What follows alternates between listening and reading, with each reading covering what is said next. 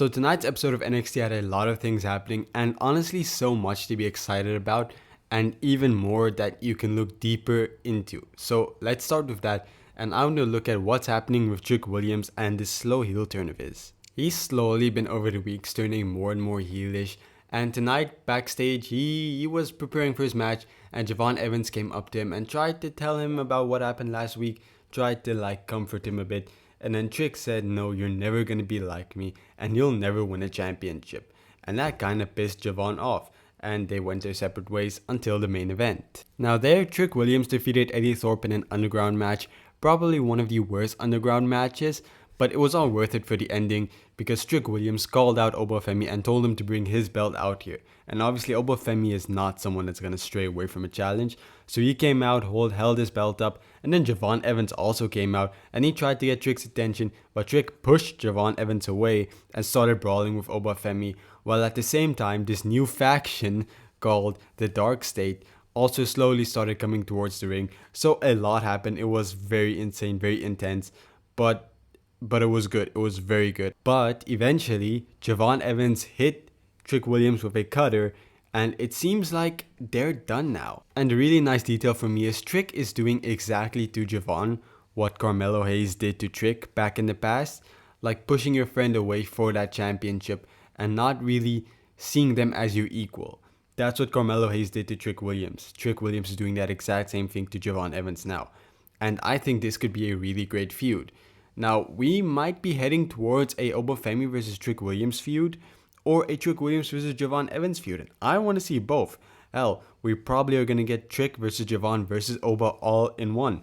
And all of this is probably even setting up for Javon to actually end up overthrowing Oba Femi, something Trick Williams can't do, which would also be a good story. So there's so many directions you can go here with this slow Trick Williams heel turn, and I'm just really invested in all of this. But I mentioned that new faction getting their official name earlier, so let me tell you about that. So the Culling defeated the family, but backstage Tony D'Angelo was looking on at the match, but he suddenly got attacked by this new faction, and that distracted the rest of the family, allowing the Shawn Spears group to pick up the victory. And then later on in the night they kept attacking someone else, and they officially had their first promo, which was okay, it was pretty good, nothing to write home about, but we got their official name, the Dark State. And tonight's episode of NXT really, it was what I've always wanted from this faction. I wanted them to actually disrupt the show, and tonight they did that. They cost the match, they ended the show in a major way. It felt like they were actually a big deal. Now, their name, it could use some work. The Dark State, I don't know about that. It's cool, but I don't know. I really am not sure about it. But overall, tonight was probably the best presentation they've had ever. And I'm kind of excited to see them. Now, since we were talking about Shawn Spears and his group anyways, Ricky Saints defeated Ridge Holland in another okay match. But after the match, Izzy Dame backstage confronted Ricky Saints and said he had all the charisma, but none of the talent of Shawn Spears. And they kind of had a back and forth before Shawn Spears came up. And it looks like we're going to have Ricky Saints versus Shawn Spears for the NXT North American Championship. And I call that. I said Shawn Spears' reign, it's only going to be for a short while. He's not going to have a long reign with the championship. Nobody wants that, and I don't even think the NXT people want it. But he's a good person to put over Ricky Starks and have Ricky Starks win that championship, and that's clearly where we're going now. So at Stand and Deliver, we're probably going to have Ricky Saints winning the North American Championship. So to everyone who were dissing NXT for putting the belt on Shawn Spears, it's really not that bad. But now let's talk about Stephanie Vaquer. Stephanie Vaquer came to the ring, celebrated both her championships, and talked about how she's the best women's wrestler in the world right now. And she really is. I really think she is. And then Jordynne Grace comes out and says that you might hold both championships, but I defeated the woman Roxanne Perez, who built this women's division. But then she gets attacked by Jaida Parker, and Jaida Parker basically tells Jordynne, who's now laying down on the floor, get in the back of the line because this line starts with me. And she then gets in the ring, confronts Stephanie Vaquer. Wow. She confronts Stephanie Vaquer, and we are going to have an NXT Women's Championship match next week between Stephanie Vaquer and Jaida Parker, and Stephanie Vaquer will also defend the NXT Women's North American Championship against Fallon Henley. Now, a lot's going to happen here. Most likely in the main event for the Women's Championship, Jordynne Grace will cost Jaida Parker the match and help Stephanie Vaquer retain, and that's going to start a feud between the two of them. Now, meanwhile, with Fatal Influence, they're probably going to get involved in Fallon Henley's match, but I think it's too early to take the belt off of Stephanie Vaquer.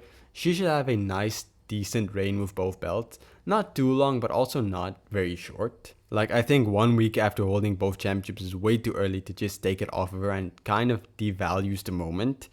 So I don't know how it's going to work, but I really don't think Fallon Henley should defeat her. She's already had her moment.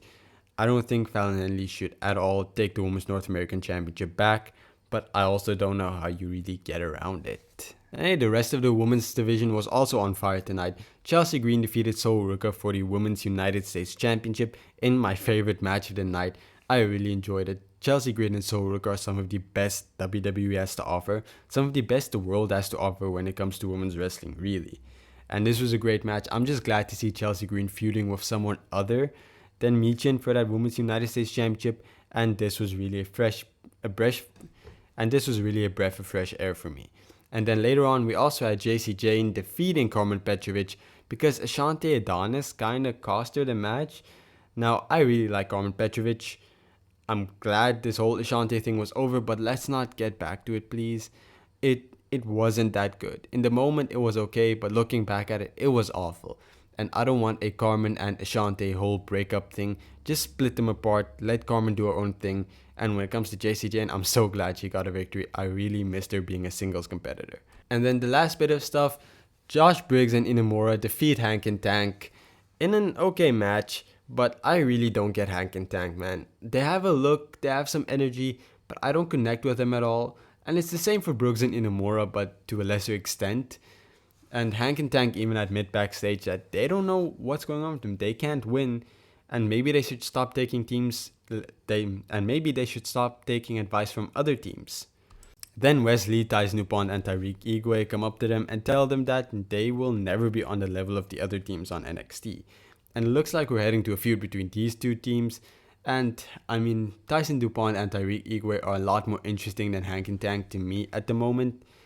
I really don't know what to do with Hank and Tank. They're on the same level as Ridge Holland and Eddie Thorpe for me, where I really don't know what's going on with them or how to make them interesting. They just don't connect with me. Overall, I'll rate this episode of NXT a solid 7 out of 10. A lot of interesting stuff, but some things on the show just didn't. The match quality was a lot less than I expected it to be, and you had a few matches that I didn't really care about that didn't deliver to me. And yeah, unfortunately this video is a bit shorter, but overall I enjoyed it. It was a pretty good episode. It cooked, just some stuff I didn't really connect with. So thank you for watching. I hope you enjoyed the video, and I hope you leave a like and subscribe. It really means a lot to me. And comment down below what you thought of the show, and if you think Stephanie Vaquer should drop one of the belts next week, because really it shouldn't happen. I don't think so. So thank you for watching the video, and I hope to see you again soon. Goodbye.